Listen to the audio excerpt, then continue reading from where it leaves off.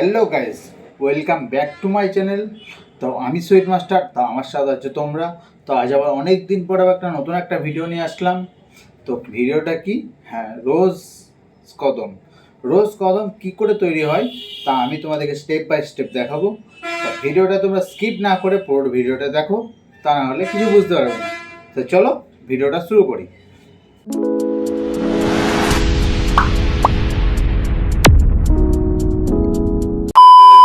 তো গাইস, এটা হচ্ছে রোজ কদম। তা এই রোজ কদম কি করে তৈরি করতে হয় তা আমি তোমাদেরকে স্টেপ বাই স্টেপ দেখাবো। তো চলো ভিডিওটা শুরু করি। তো প্রথমে আমার গরুর দুধ এসে গেল। তো গরুর দুধ এরকম কড়াইয়ে ঢেলে গরম করে নিতে হবে। তো আমি কড়াইয়ে ঢালছি।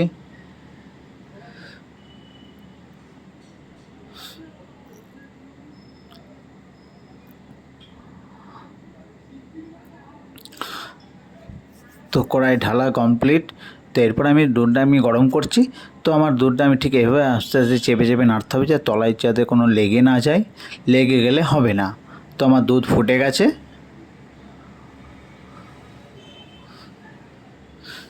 এবার রোজ কদম তৈরি করার জন্য প্রথমে আমাদেরকে ছানাটা তৈরি করতে হবে। ছানাটা তৈরি করে তার গুঁড়িটা তৈরি করতে হবে। তো আমার চলো, দুধ ফুটে গেছে। তো আমি দুধটা ঠিক এভাবে ছেঁকে নেবো। ঠিক ছেঁকে নেওয়ার পর ছানার জল দিয়ে ঠিক এইভাবে কাটিয়ে নেবো, আস্তে আস্তে করে কাটিয়ে নেবো। ঠিক কাটানো হয়ে যাওয়ার পর ছানাটা ঠিক এভাবে তলায় বসে যাবে আর জলটা উপরে ভেসে যাবে। আর জলটা ভেসে যাবে, তখনই জলটা কিছু কাটিয়ে নেবে। কাটিয়ে নেওয়ার পর এভাবে ঠিক ছানাটা জেগে যাবে। তার কিছুক্ষণ পর ছানাটা হালকা ঠান্ডা থাকবে, হালকা গরম থাকবে, ছানাটা থেকে এভাবে ছেঁকে নেওয়া হবে। তো গাইস, আমি ঠিক ছানাটা এভাবে ছেঁকে নিচ্ছি। তো ছেঁকে নেওয়ার পর ঠিক এভাবে ঝুলিয়ে দেবে, যাতে জলটা ভালোভাবে ঝরতে পারে, বা জলটা ভালোভাবে যাতে ঝরে সেভাবে একটু করে দেবে। তারপরে ছানাটা একটু ঝুলিয়ে দেবে, ঝুলিয়ে দিয়ে ভালো করে একটু ছানাটাকে জাঁক করে নেবে। তো আমি ভালো করে ঘুরিয়ে জাঁক করে নিচ্ছি, দেখতে পাচ্ছ গাইস। তো এর মধ্যে তোমাদের যদি কোনো অপশান থাকে তো আমাকে কমেন্ট সেকশনে বলো, তো আমি তার রিপ্লাই অবশ্যই দেবো। আজ অনেক দিন পর তোমাদের সামনে একটা নতুন ভিডিও নিয়ে আসলাম। অবশ্যই আশা করি ভিডিও তোমাদের ভালো লাগবে। তো আমার ছানা হয়ে গেছে। তো ছানা ঠিক এভাবে জাঁত করে নেওয়ার পর, ঘুরিয়ে পেঁচিয়ে জাঁত করে নেওয়ার পর ঠিক গামলার মধ্যে ঢেলে এভাবে মালিশ করে নেবে, ঠিক যেভাবে মালিশ করছে এভাবে মালিশ করে নেবে।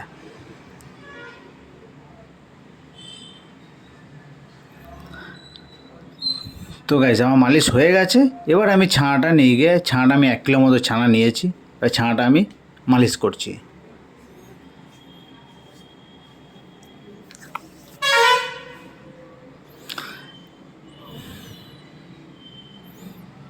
আর 1 কিলো ছানায় 50 গ্রাম ময়দা আর 50 গ্রাম সুজি, এটা অবশ্যই দেবে। আর একটু ভ্যানিলা সেন্ট দেবে।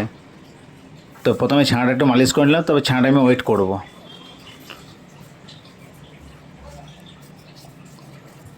তো গাইস, দেখতে পাচ্ছি আমি 600 গ্রাম ওয়েট করে নিয়েছি। তো 600 গ্রাম ওয়েট করে নিলাম।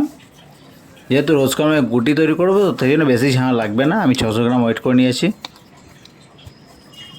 এবার আমি ওর মধ্যে একটু সুজি আর একটু ময়দা দিলাম, 50 গ্রাম দিয়ে ভালো করে ঠিক এভাবে মালিশ করে নিলাম। ঠিক এভাবে ভালো করে মালিশ করে নিতে হবে।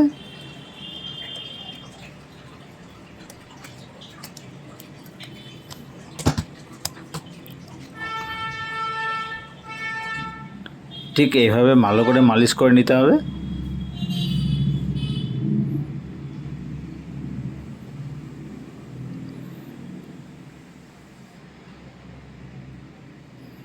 মালিশ করে নেওয়ার পর 200 গ্রাম করে ওয়েট করে নেবো আমি।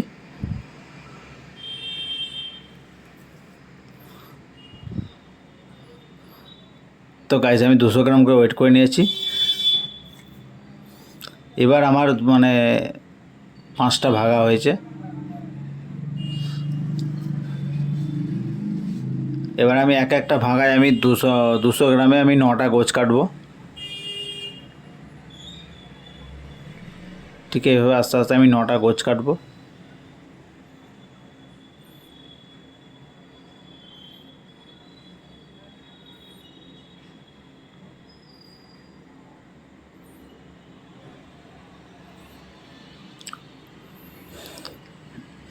তো আমার প্রত্যেকটা আমার গোছ কাটা কমপ্লিট।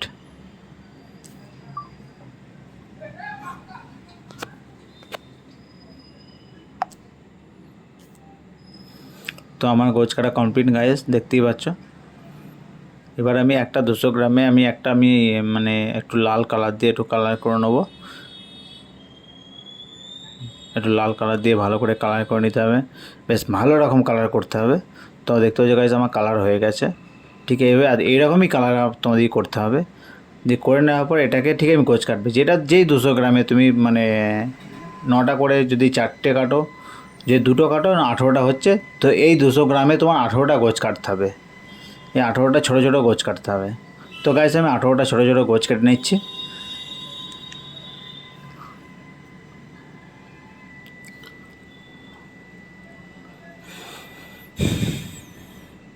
ঠিক আছে, এরকম করে আমি 18টা ছোটো ছোটো গোছ কেটে নিচ্ছি। তো গোছ কাটা আমার কমপ্লিট। এদিকে আমি সাদা গোছটাও কেটে রেখেছি। তো গাইস এবার আমি কি করব, এবার দেখতেই পাচ্ছ গাইস। তো এবার আমি একটা করে সাদা মাল আমি করবো, যেটা আমি কালার দিয়ে করলাম সেটা আমি ভালো করে গোল করে নেবো। দেখতে গাইস, ঠিক আমি হাতে করে গোল করছি, ঠিক এরকম করে লম্বা আমি ঠিক যেভাবে গোল করে নিতে হবে প্রত্যেকটা কাজ, যেটা অসুবিধা হবে না। যদি কোনো প্রবলেম হয় তো আমাকে কমেন্ট সেকশনে জানিও, আমি তার অবশ্যই রিপ্লাই দেবো। ঠিক আছে, প্রত্যেকটা গোছ লম্বা করে নিতে হবে। এবার যে সাদা গোছটা যে আমরা আগে কেটেছি তার মধ্যে এই যে লাল রঙের যেটা আমি কালার করেছি সেটা তার ভেতরে ভরবো, ভেতরে ভরে ঠিক এভাবে রেখে দেবো। ঠিক এইভাবে এরকম লম্বা করে নিতে হবে প্রত্যেকটা গোছ। তো গোছ লম্বা করে হয়ে যাওয়ার পরে আমি লাল রসে ছাড়বো। অবশ্যই আমি যেটা বলি যে লাল রসে যেটা ছাড়বে আমি ঠিক এভাবে ভরে নেবো। রসটা একটু মোটা করে নেবে, মোটা করে রসটাকে আমার ছাড়তে হবে। তো মোটা হয়ে গেছে, এবার আমি মালটা ছাড়বো।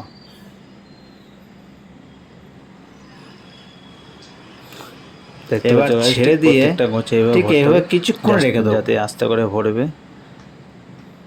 যাতে কিছুক্ষণ রেখে দিয়ে মাছটা হালকা বাইরে না আসে। কিছুক্ষণ পরে মাছটা বাড়িয়ে দেবো। ঠিক এভাবে মাছগুলো ভরে মালটা হয়ে থাকবে। এবার আমি এটাকে আর একটু পরে পরে আমি হাত দিয়ে দেখে নেবো যাতে ঠিকঠাক আছে কি না।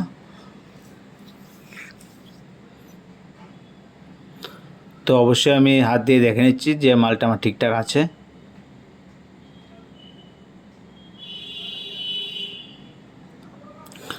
ঠিক এভাবে হাত দিয়ে নেড়ে মাঝে মধ্যে ডাবু নেড়ে দেবে, আর অল্প অল্প জল খাওয়াবে, আর একদম পাতলা রসে যাবে না, মোটা রসে যাবে।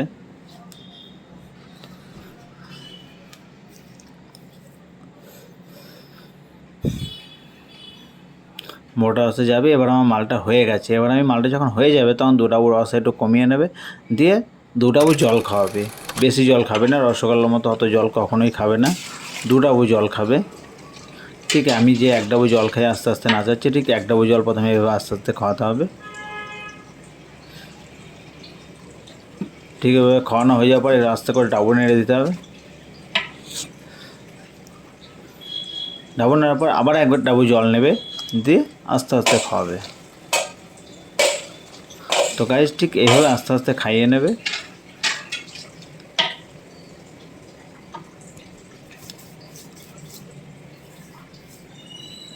হ্যাঁ, দিয়ে আস্তে আস্তে খাওয়ানোর পরে এরকম করে ডাবু নেড়ে দেবে। ডাবু নেড়ে সব কটা মাল রসের মধ্যে ডুবে যাবে।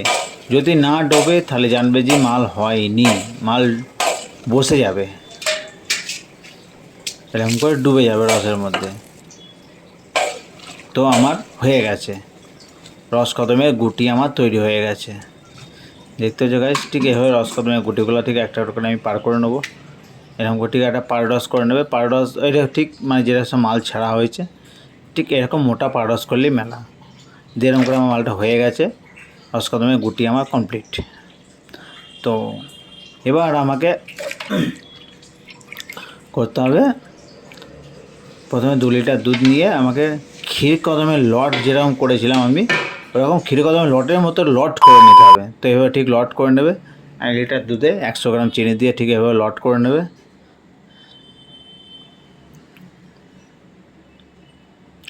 লটও করতে হবে প্লাস সাদা ক্ষীরও করতে হবে, সাদা ক্ষীরও লাগবে। আমি এখানে তোমাদেরকে সব কিছুটা দেখাতে পারছি না, তাকে আমার লটটা এভাবে ঠিক করে নেবে। এবার লট করে নেবে, সাদা ক্ষীর যেটা করবে সেটা এভাবে চালনাতে চেলে নেবে।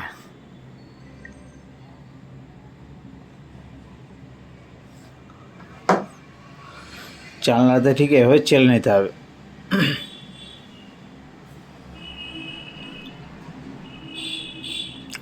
ঠিক এভাবে চালনা চেলে নেবো। যে ক্ষীরকদমের লটটা আমি করেছি সেই ক্ষীরকদমের লটটা এবার ভালো করে মালিশ দিতে হবে। আর এতে একটু হালকা বাসন্তী কালার দিতে হবে, বাসন্তী কালার, একটু বাসন্তী কালার দিয়ে দিলাম, আদার্স আর কিচ্ছু না, দিয়ে ভালো করে মালিশ দেবে।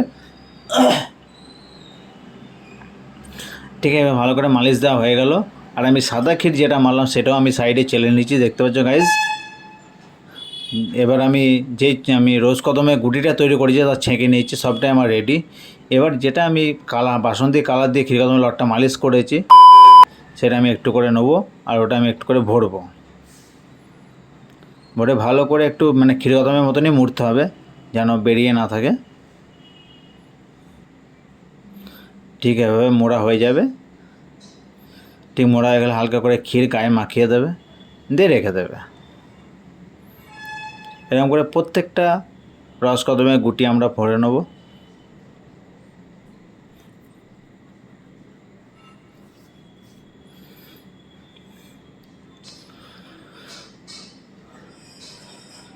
দেখতে পাচ্ছ গাছ, ঠিক এরকম প্রত্যেকটা রসকদমের গুটি ঠিক এরকম আস্তে আস্তে ভরে নিতে হবে।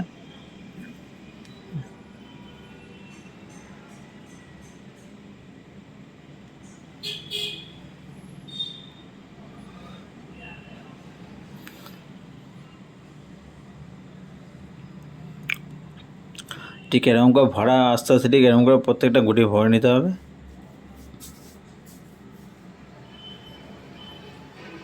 ভরা হয়ে গেলে হালকা করে ক্ষীর মাখিয়ে দেবে।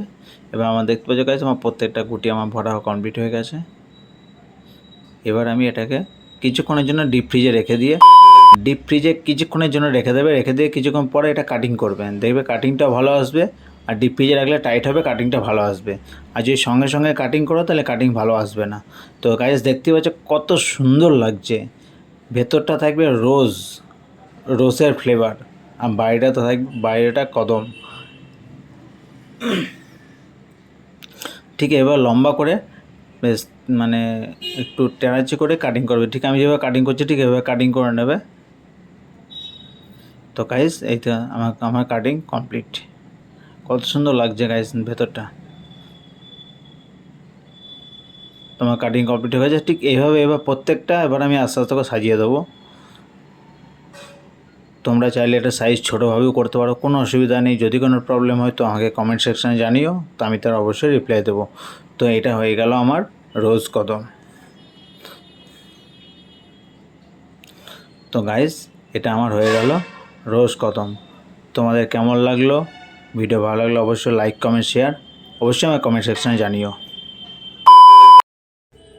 তো গাইস ভিডিওটা তোমাদের কেমন লাগলো? ভালো লাগলে লাইক কমেন্ট শেয়ার, আর আরও বেশি ভালো লাগলে চ্যানেলকে সাবস্ক্রাইব করে পাশে বেল আইকনটা প্রেস করে দিও, যাতে আমি কোনো ভিডিও ছাড়লে তা তোমাদের কাছে নোটিফিকেশান চলে যাবে।